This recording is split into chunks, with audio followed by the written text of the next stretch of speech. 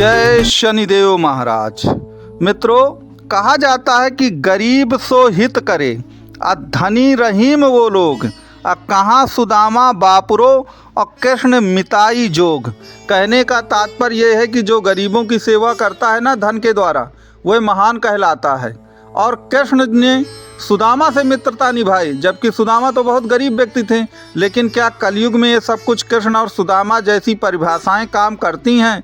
आज गरीब को कौन मित्रता निभाता है? गरीब को कौन उच्च दृष्टि से सम्मान देता है? कोई नहीं देता है।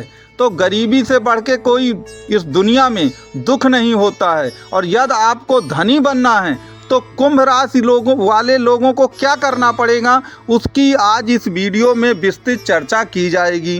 अब देखिए, दो ही ग्रह ऐसे होते हैं जो आपको चाहते हैं कि वो महाधनी बनाएं, जिसमें सर्वप्रथम राहु हैं और दूसरे नंबर पे शुक्र हैं।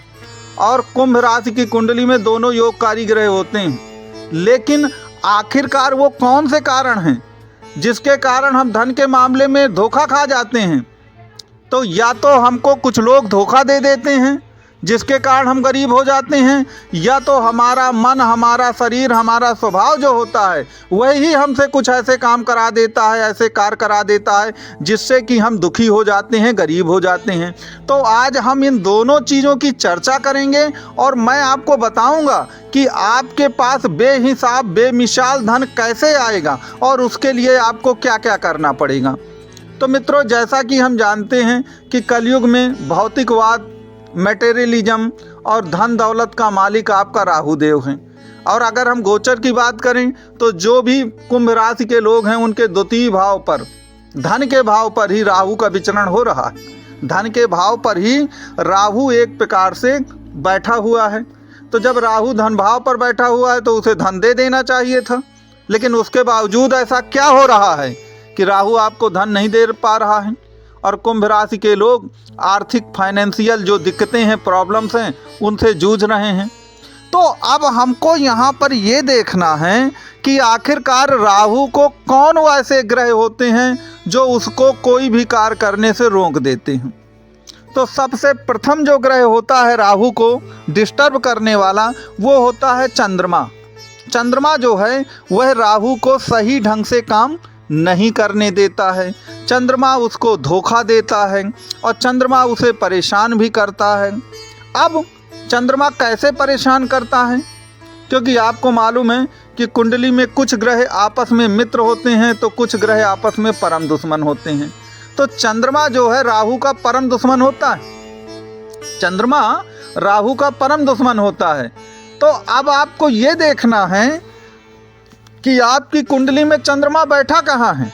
मैं कुछ उदाहरण दूंगा, मैं कुछ उदाहरण देता हूँ जिससे आपको मेरी बात समझ में आ जाएगी। मान लीजिए चंद्रमा आपकी कुंडली में 10वें भाव पर विराजमान है। आपकी जो राशि है वो 10वें भाव पर कुंभ आ रही है। 10वें भाव पर कुंभ राशि आती है आपकी। तो अब 10वां भाव काहे का है? 10वां भाव सरकारी कर्मचारी और सरकार का होता है।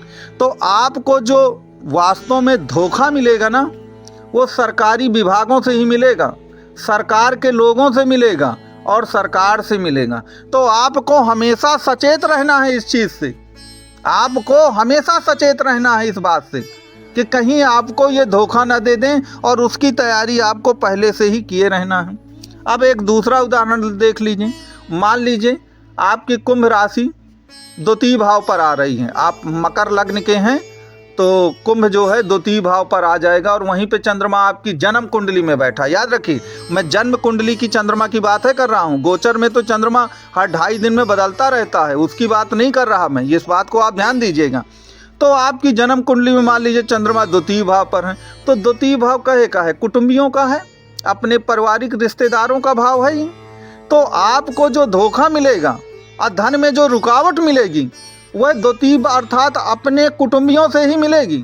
तो यहाँ पर आपको बहुत सचेत रहना। एक तीसरा उदाहरण देख लीजिए कि मान लीजिए आपका चंद्रमा जो है वो बैठा हुआ है तृतीय भाव पर, और तृतीय भाव छोटे भाई बहनों का है। तो फिर वहाँ से आपको विरोध झेलना पड़ सकता है। कोई ज़मीनी विवाद हो सकते हैं आपके ज़मीन जायदाद को लेकर। ज़्यादातर आज के युग में ऐसा हो रहा है। तो कहने का तात्पर्य ये है कि अगर धनदायक आप कुंभ राशि के हैं या कुंभ लग्न के भी हैं तो राहु आपको धन देगा, राहु आपको धन देना चाहता है। लेकिन अब आप ये देखिए कि चंद्रमा की स्थिति क्या है आपकी कुंडली में। ये आपको मैंने एक जनरल चीज़ें बताई हैं। अब आप अपनी कुंडली को देखिए कि चंद्रमा कहाँ पर है। उसमें आपको किसी तरह की कोई दिक्कत आ रही है कुंडली विश्लेषण में तो मेरा नंबर दिए गए हैं, आप इसमें कॉल कर सकते हैं, व्हाट्सएप भी कर सकते हैं और आपकी कुंडली का पूरा विश्लेषण आपको बताया जाएगा। अब दूसरे नंबर पर राहु के जो सबसे बड़े दुश्मन आते हैं वो आते हैं सूर्य, सूर्य देवता। अब देखिए सूर्य क्या है, सूर्य सम्मान का प्रतीक होता है। तो आप जानते हैं कि आज के युग में सम्मान से आप जी नहीं सकते। कहने का तात्पर्य यह है कि आपके पास सम्मान तो है लेकिन पैसा नहीं है। तो ज़रा आप मुझे ये बताइए कि बिना पैसे के कौन सम्मान करने को आज के युग में तैयार है। जिसके पास पैसा नहीं है उसका कोई सम्मान नहीं होता है आज के युग में। और सूर्य क्या है, सूर्य अभिमानी है, स्वाभिमानी है, सम्मान के प्रतीक हैं। तो वो कहते हैं कि नहीं मैं अपनी सम्मान के लिए ये कर दूंगा वो कर दूंगा, जीवन भर गरीब बना रहूँगा। तो आपको अपने मन में दिमाग में वो गैरत और सम्मान और स्वाभिमान के वो बीज नहीं बोने हैं कि बस चाहे मैं भूखा मर जाऊंगा लेकिन मैं ये ऐसे ऐसे काम नहीं करूंगा, मैं उससे बात नहीं करूंगा चाहे कुछ भी हो जाए। आपने देखा कभी नेताओं को कभी आपने देखा वो कभी सम्मान स्वाभिमान की कोई बात करते हैं? जहाँ कहीं भी उन्हें अपना लाभ निकलता है ना, उन्हें अपने सम्मान स्वाभिमान ये दुनियादारी से कोई मतलब नहीं होता। और कितने ज़्यादा वो सफल होते हैं, सफलता की बिल्कुल ऊंचाइयों को छू लेते हैं वो। तो आप नेताओं को कभी भी देखिए वह राहु के शरणागत हैं तभी वह इतने सफल हैं। आप अगर 1% भी राहु के शरणागत हो जाएं फिर आप अपनी सफलता को देखिए। आप सूर्य और चंद्रमा को छोड़िए, अगर आप सूर्य और चंद्रमा के चक्कर में पड़े रहे तो फिर वही होगा कि आपके हाथ कभी जीवन में कुछ नहीं लगने वाला है, आपके हाथ जीवन में कभी नहीं कुछ लगने वाला है।